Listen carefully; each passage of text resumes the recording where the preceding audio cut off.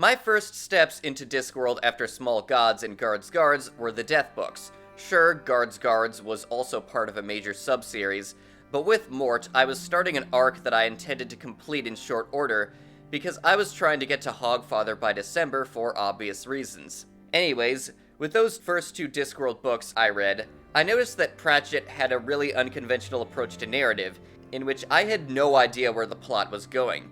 But when I read Mort, it felt like a much more conventional narrative, though still with many of the bizarre qualities I'd come to love about Pratchett's writing. Because of this, I'd consider reading Mort as a good starting point for Discworld, depending on what you want your introduction of death to be. So, what's Mort about? Well, it's about a little boy named Mortimer, or Mort for short, who, when he becomes old enough to be accepted for an apprenticeship, doesn't get chosen by anyone, except for one mysterious stranger who shows up last. And he turns out to be Death, of course, who is also looking for an apprenticeship. Since he doesn't have any other option, Mort agrees to be Death's apprentice. It starts out with Mort just learning about what it's like to be Death on a day-to-day basis.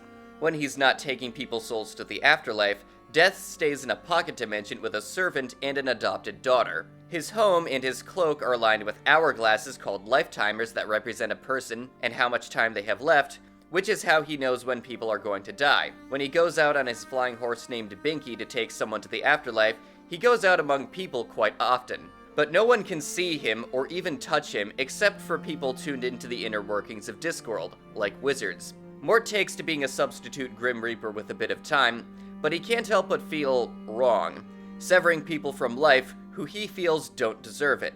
Things really come to a head when Mort saves the life of an innocent person who is about to die, thus breaking the rules and reality along with it. The remainder of the story becomes about dealing with the consequences of this choice. All the while, Mort wonders if the person he saved really has to die. Even beyond the segments focusing on Mort, this book sets up a lot about what it means to be Death and the kind of unfair circumstances people die under. It's not pleasant, but it has to be done.